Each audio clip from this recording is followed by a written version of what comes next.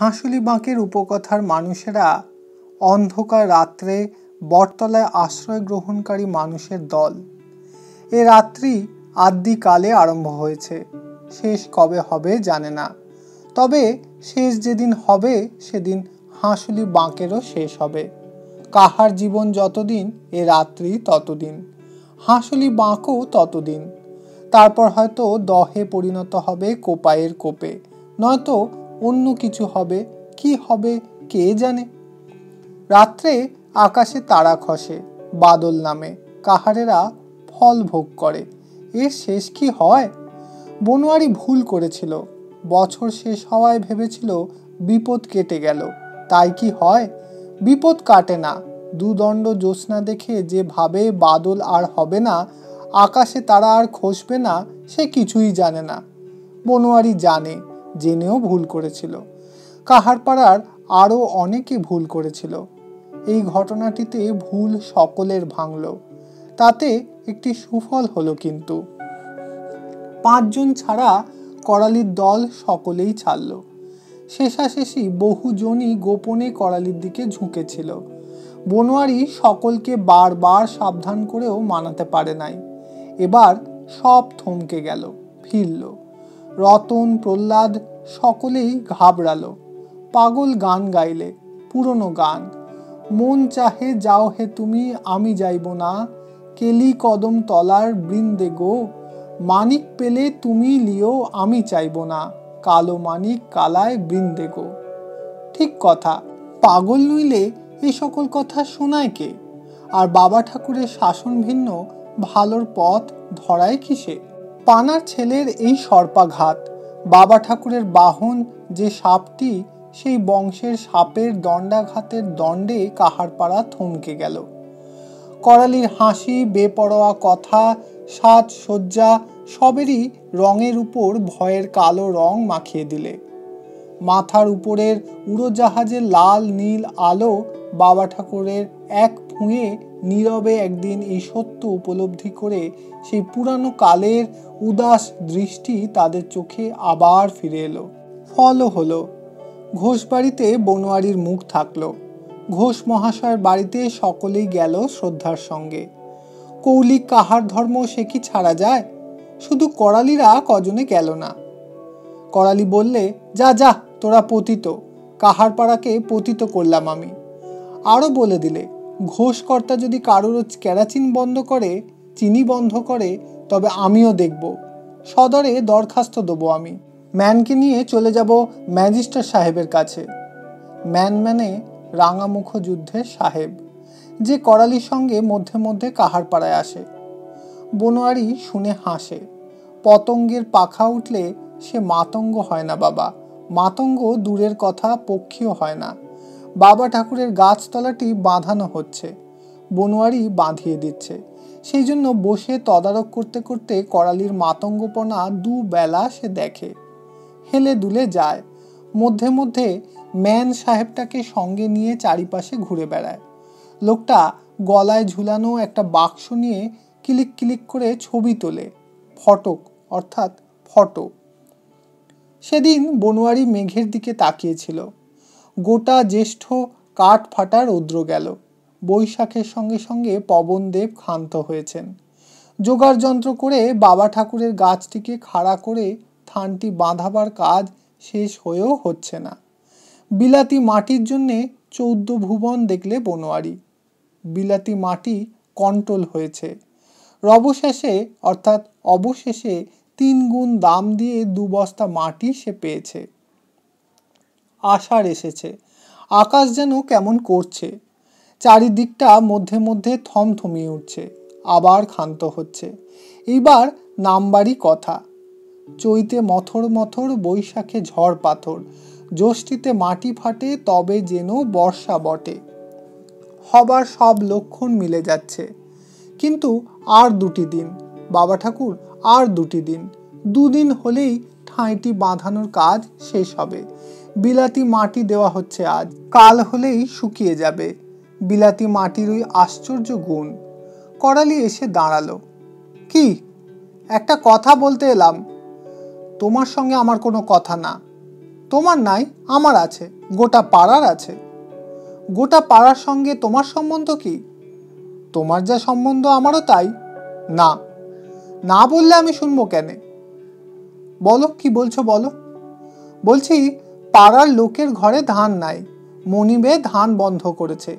তুমি হয় ব্যবস্থা করো, না হলে বলো ওরা কারখানাতে চলুক। বনোয়ারি হুঙ্কার দিয়ে উঠল। করালি হাসলে, বললে, এইসব ভয় আমাকে দেখিও না, যা বললাম, যা করবার করো। গট গট করে চলে গেল করালি। বনোয়ারি আক্রোশ ভরে চেয়ে রইল তার দিকে। যত কাল যুদ্ধ, যুদ্ধের গতিকে 2 মাসের মধ্যে ধান 5 টাকা থেকে 10-12তে উঠেছে। সদগোপেরা হুড়হুড় করে ধান বেচে টাকা করছে। জ্যৈষ্ঠ মাসে জল না হওয়ায় ছুতো ধরে ধান বন্ধ করেছে। পাড়ার লোকের অভাব হয়েছে সত্যি, কিন্তু সে কষ্ট স্বীকার করতে হবে। হঠাৎ চোখ ঢেঁদে গেল, গুড়গুড় করে ডেকে উঠল মেঘ। বনোয়ারি আশ্বস্ত হলো, বুকটা ফুলে উঠল। মেঘের এ ডাক বর্ষার মেঘের ডাক। বৈশাখে পবনদেবের মেঘ ডাকে কড়কড় কড়কড় শব্দে। বর্ষার মেঘ ইন্দ্র রাজার মেঘ, এ মেঘ ডাকে গুড়গুড় গুড়গুড় শব্দে। পশ্চিম থেকে দেয় মৃদু বাতাস, ঝরঝর ঝরঝর ধারায় মেঘ যেন ভেঙে নেমে আসে মা পৃথিবীর বুকে। 49-এ আবার নামলো আষাঢ় কারান। জয় বাবা ঠাকুর। কাহারেরা ঝাঁপ দিয়ে পড়ল হাঁসুলি বাঁকের মাঠে। হাল গরু নিয়ে ছুটল। পাগল পালালো গ্রাম ছেড়ে। কি করবে সে এখন আর গ্রামে থেকে? কাহারেরা পড়েছে চাষ নিয়ে। সে গায়ে একলা কাকে নিয়ে দিন কাটাবে? গোটা কাহারপাড়া মাঠে, গরু, মানুষ, মেয়ে, পুরুষ সব। যে জমিতে হাল চলেছে তার চারিপাশে ঝাঁকবন্দি বক নেমেছে। লম্বা পায়ে দাঁড়িয়ে থাকতে থাকতে হঠাৎ লম্বা গলা বাড়িয়ে লম্বা ঠোঁটে জমির ঘোলা জলে ঠোকরা মেরে ব্যাঙ, পোকা, কেঁচো, কাঁকড়া ধরে খাচ্ছে। লাঙলের ফালে জমির মাটির তলার পোকামাকড় ভেসে উঠছে। মাথার উপর উঠছে ফিঙে আর কাকের দল। তারাও ছোঁ মারছে। কাকে আর ফিঙেতে চিরকেলে ঝগড়া। খাবার লোভে তাও ভুলেছে ওরা। বনোয়ারি বলে, উদর এমনি বটে, উদরের দায় বড় দায়। কাহারদের ছোট ছোট ছেলেমেয়েরা জমির আলের গর্তের ভিতর কাঁকড়া ধরে বেড়াচ্ছে। কাহার মেয়েরা ঘরের পাটকাম সেরে গাই গরুর দুধ দুইয়ে চন্দনপুরে যারা দুধের জোগাড় দিতে যায় তাদের দিয়ে মরদের জন্যে জলখাবার নিয়ে মাঠে আসছে। সঙ্গে আছে ঝুড়ি, কাস্তে। পুরুষদের জলখাবার খাইয়ে আলে আলে ঘাস কাটবে, বোঝা বোঝা ঘাস। কতক খাওয়াবে নিজেদের গরুকে, কতক পাঠাবে চন্দনপুরে বিক্রির জন্য। চন্দনপুরে যাবার আলপথটি ঘাসে প্রায় ভরে গিয়েছে। ওই পথটার দিকে তাকিয়ে সবচেয়ে খুশি হয় বনোয়ারি। ও পথে করালির দল ছাড়া কাহারপাড়ার লোকেরা বড় কেউ হাঁটে না। দুধ, ঘাস, ঘুঁটে যোগান দিতে যাওয়া ছাড়া ও পথে নিত্য কেউ হাঁটে না। তাও সে চন্দনপুরের কলের কারখানার এলাকায় নয়। ভদ্রলোকের বাবু মহাশয়দের পাড়াতে যায় তারা। মেয়েরাই যায়। পুরুষদের মধ্যে যার যেদিন মাঠের কাজ কম থাকে সে যায় বিকেলবেলা আবগাড়ির পচুই মদের দোকানে। বড় একটা জ্বালায় আনে রাস মদ, ধেনো পচাইয়ের সবচেয়ে তেজস্কর অংশটা। সেটা তারা জল মিশিয়ে পরিমাণে বাড়িয়ে যার যেমন পয়সার সামর্থ্য সে তেমনই ভাগ নিয়ে খায়। করালি চন্দনপুর যাওয়া আসার একটা নতুন আলপথ তৈরি করেছে। পথটা একেবারে মাঠের বুক চিরে সোজা চলে গিয়েছে। করালির পিছনে পিছনে মাতলা, নটবর, তাদের পিছনে আরও কজন ওই পথে যাওয়া আসা করে। পিতৃপুরুষের আমলের জাঙল ঘেঁষা পথকে বাঁয়ে রেখে নতুন পথ ফেলেছে তারা। সে পথ কিন্তু আজও হয়ে ওঠে নাই। মাতলা, নটবর, গোপাল ছাড়া আর সকলে শায়েস্তা হয়ে গিয়েছে। তারা আবার মাঠের কাজে লেগেছে। কাজ জুটিয়ে দিয়েছে বনোয়ারি। কাজের ভাবনা কি? নতুন মাঠ হচ্ছে সাহেবডাঙ্গায়। বাবুদের অঢেল পয়সা। জমি কাটিয়ে ফেলেছে অনেক, তাতে ঢেলেছে মরা পুকুরের পাঁক মাটি। চাষ চালিয়েছে জোর। কিন্তু বাবুরা তো নিজে হাতে চাষ করে না, চাষ করে কাহারেরা। আর করে কাহারদের মতোই হাতে নাতে চাষ যাদের নিচু কুলে জন্ম তারাই। এ হলো ভগবানের বিধান, বাবা ঠাকুরের হুকুম। খাটো খাও, বুক পেরে দু হাতে খাটো, সোনার লক্ষ্মীতে ভরে উঠুক হাঁসুলির মাঠ। বাবু মশাইদের সদগোপ মহাশয়দের ভাগ্য আর তোমাদের হাত যশ। মনিবের খামারে ধান তুলে দাও, মণিবান শাঁখ বাজিয়ে জলধারা দিয়ে লক্ষ্মী ঘরে তুলুক। তুমি আঁচলে খামার ঝেড়ে তুলে নিয়ে এসো মা লক্ষ্মীর পায়ে ধুলো। তাই তোমার ঢের, তার চেয়ে বেশি কি চাও? যেমন বিয়ে তেমনি বাজনা। কাহার কুলে জন্ম যখন হয়েছে তখন এ জন্মের এই বিধান। চুরি করো ডাকাতি করো, এর চেয়ে বেশি কিছুতেই হবে না। চুরি ডাকাতি করেও তো দেখেছে কাহারেরা, এই তো পরম সেদিন পর্যন্ত ডাকাতি করেছে, কি হয়েছে? তাতেও এই চুরি ডাকাতি করে মাল তুলে দাও সামলদার মহাশয়ের ঘরে। চুরির লক্ষ্মী তার ঘরে তুলে দিয়ে নিয়ে এসো শুধু সেই লক্ষ্মীর পায়ের ধুলো, আর নিয়ে এসো অধর্মের বোঝা। তার চেয়ে বহু ভাগ্যে চাষের পথ খুলে দিয়েছেন কর্তা ঠাকুর, সেই পথে হাঁটো, ধর্মকে মাথায় রাখো। সকাল সন্ধে দেবতাকে প্রণাম করে বলো, এ জন্মে এই হলো, আসছে জন্মে যেন উঁচু কুলে জন্ম দিও দয়াময় হরি হে। গোপালীবালা এসে দাঁড়ালো মাঠের আলের উপর, জল খাবার নিয়ে এসেছে। বনোয়ারি ঘোষেদের ভাগের জমির একটা কোণ চৌরস অর্থাৎ সমান করছে। হাঁস হাঁস শব্দে কোদাল চালাচ্ছে। সদগোপ মহাশয়দের গরুগুলি এই পথে নদীর ধারে চড়তে যায়। জমিখানার একটি কোণকে খানিকটা যেন দুমড়ে দিয়ে গোপত্তা চলে গিয়েছে। চারটি কোণ সমান একখানি দেখন সারি অর্থাৎ দেখতে সুন্দর জমিতে পরিণত করবার জন্য বনোয়ারি প্রতি বছরই খানিকটা কেটে জমির মধ্যে ঢুকিয়ে দিয়ে থাকে অন্যের অগোচরে। জাঙলের সদগোপ মহাশয়দের গোচরে এলে তুমুল কাণ্ড করবে তারা। ঘোষ মহাশয়দের কানে উঠলেও তাঁরা বলবেন, কতবার তোমাকে বারণ করেছি বনোয়ারি, কি দরকার আমার খানিকটা জমি বাড়িয়ে নিয়ে? মেজ ঘোষ বললে, আশ্চর্য, জমিটা যদি তোমার হতো তো বুঝতাম, এতে তোমার লাভ কি বলো তো? বনোয়ারি এসবের জবাব দিতে পারে না, মাথা চুলকায়, কিন্তু চাষের সময় এলে খানিকটা বাড়িয়ে না নিয়েও তার মন পরিতুষ্ট হয় না।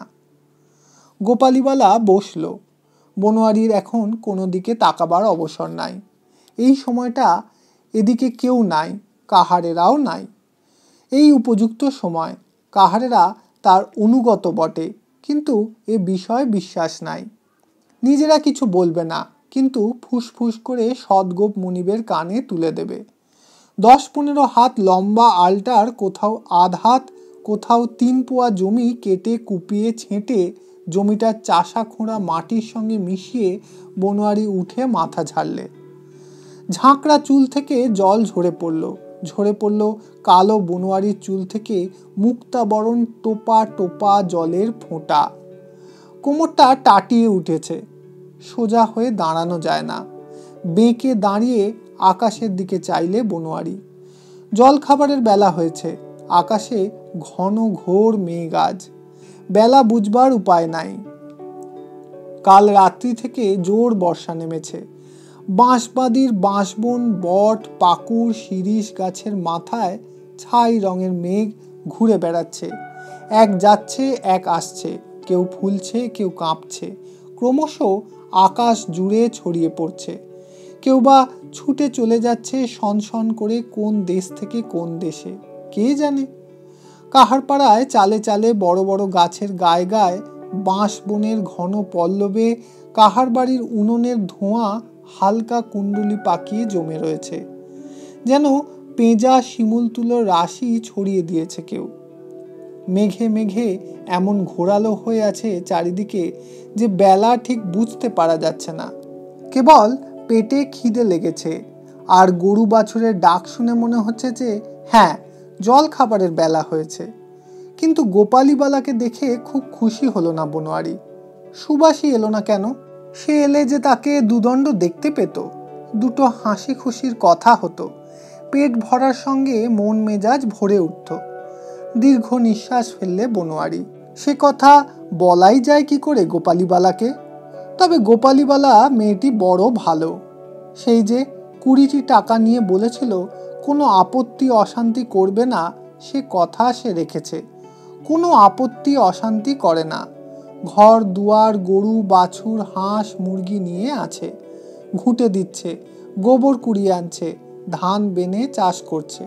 সুবাসী শুধু ঘর নিকোয়, বাসন মাজে, ভাত রাঁধে, আর নিজের তরিবদ সাজসজ্জি নিয়েই আছে। চুল বাঁধছে, খুলছে, আবার বাঁধছে। রাত্রিবেলা দেখতে পায় না বনোয়ারি। ভোরবেলা যখন ওঠে তখন নজর পড়ে সুবাসীর হাতে আলতার রঙের দাগ লেগে আছে। বনোয়ারির নিজের অঙ্গেও তার দাগ লেগে থাকে প্রত্যহ। লজ্জার কথা, পাড়ার ছেলে ছোকরা মেয়েরা মুখ টিপে হাসে। রতন, প্রহ্লাদ, গুপি দেখতে পেলে আর কিছু বাকি রাখে না।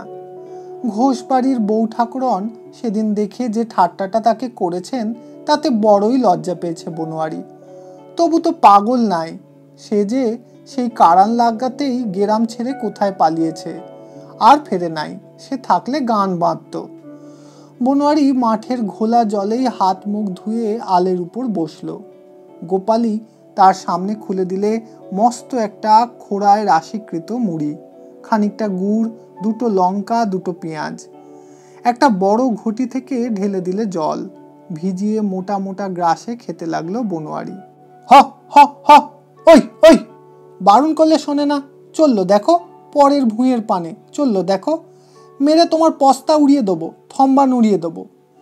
বনোয়ারি শাসন করছিল গরু দুটোকে, যে দুটো জোয়ালে জোতা অবস্থাতেই অন্য একজনের বীজ ধানের জমির দিকে যাবার উদ্যোগ করছিল।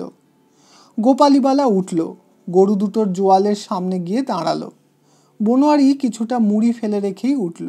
এই নিয়ম, ওই কটি খাবে পরিবার। গোপালীবালা বনোয়ারির দিকে পিছন ফিরে বসে খেতে লাগলো। বনোয়ারি বললে, মুনিব বাড়ি হয়ে যেও, কদিন যাই নাই আমি, পাটকাম থাকে তো করে দিও বাবা। গোপালী ঘাড় নেড়ে জানালে তাই হবে। গোপালী কেমন হয়ে গিয়েছে, সে কথা কয় না তেমন ভালো করে।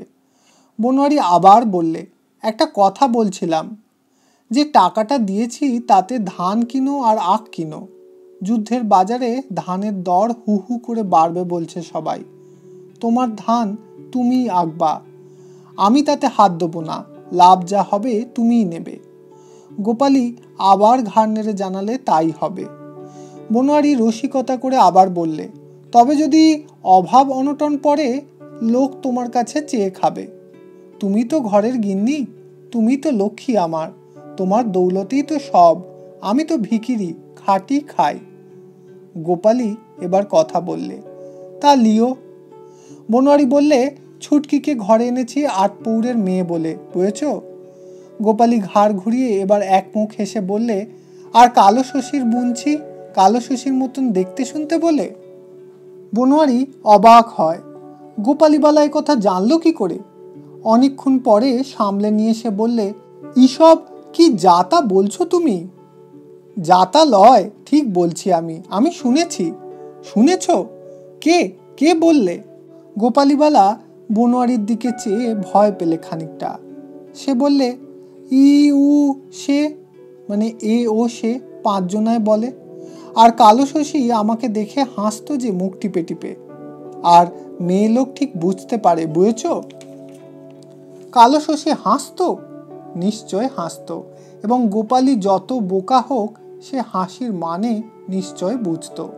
সে সম্বন্ধে কোনো কথা বলে ফল নাই। 5 জনটাকে? হঠাৎ কানে এসে পৌঁছলো একটি কান্নার শব্দ, মরা কান্না। কে কাঁদছে? নয়নের মা। চাষের সময় কাহারদের জোয়ান ছেলেরা চাষে খাটে, এই সময় জোয়ান ছেলের কথা মনে পড়ার কথা বটে, নিত্যই মনে পড়বে। কিন্তু কিন্তু কান্নাটা তো তেমন পুরানো কান্না নয়, তেমন সুর করে গানের মতো বিনিয়ে বিনিয়ে তো কাঁদছে না। ওরে আমার সোনা মানিক বাবাধন রে, কোথা গেলি রে? তোর জল ভরা ভুঁই পড়ে বাবা, তুই কোথা গেলি রে? সেসব কথার তো কিছুই শোনা যাচ্ছে না।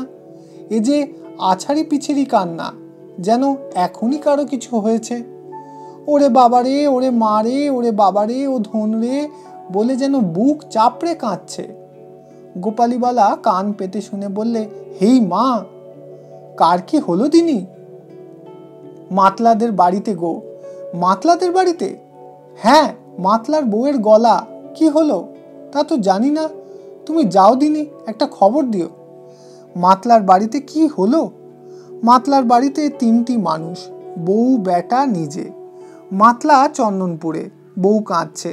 তবে কি ছেলেটা? কি সর্বনাশ! রোগ নাই, বালাই নাই, কি হলো হঠাৎ? কিছু হওয়ার মানে বাবা ঠাকুরের রোষ। তবে কি করালির উপর বাবার রোষ গিয়ে পড়ল এইবার? মাতলা করালির সঙ্গে চন্দনপুরের কারখানায় গিয়েছে, কলির পাপ পুরিতে। তবে কি? সঙ্গে সঙ্গে তার বুকে যেন কে ঢেঁকি কুটতে আরম্ভ করে দিল। হে বাবা, হে বাবা ঠাকুর! ছুটতে ছুটতে এলো একটি ছেলে, পেল্লাদের ছোটটা। মাতলার ছেলেকে কিসে কামড়েছে? মাঠে কাঁকড়া ধরতে গিয়েছিল, আলের গর্তের মধ্যে হাত পুড়ে কিসে কামড়ে দিয়েছে। ছেলেটা কিছুক্ষণের মধ্যেই অজ্ঞান হয়ে পড়েছে। বনোয়ারি ছুটল।